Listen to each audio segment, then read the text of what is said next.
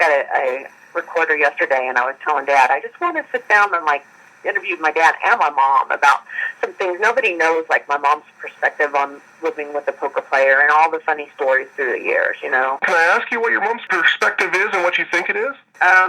Well, my mom's a Southern belle, a very strong Christian. You can't cuss around her.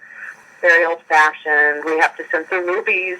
Wow, very different from a poker room. Oh, yes, very different. Very different. You know, to this day, we can't watch certain movies around her, and she makes us turn movies off if they're too violent or cursing too much and too much killing. And, you know, she's very old school and old-fashioned. And, you know, her whole life's been about her family and raising her family and being a good mom and homemaker. And she put herself through school and was a pharmacist. And then when she got married, you know, the dad would give her a little money here and there, and she just saved and skimped and would buy rent houses, put down payments on houses, and, you know, got to where she just kept, that's what her little business was, and she kept building and building. Wow. She wanted to make sure that she could pay the bills if something ever happened to my dad, which, you know, he was diagnosed with cancer and given 3 months to live before I was ever born. Wow, incredible.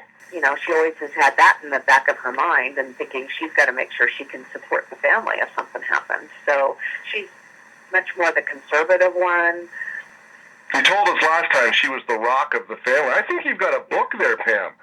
Yeah, I know. I said I could call it the Pharmacist and the Gambler.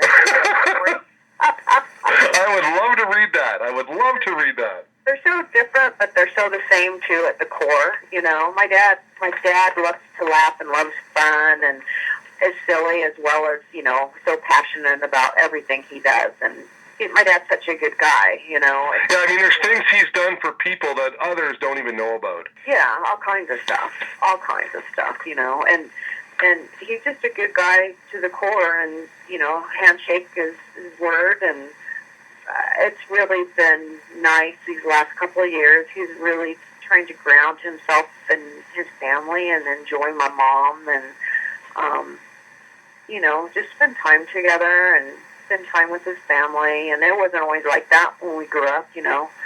Poker and was first, and his passion, and like any poker player and family, you know, it's hard to have a family and be a poker player and a gambler, you know.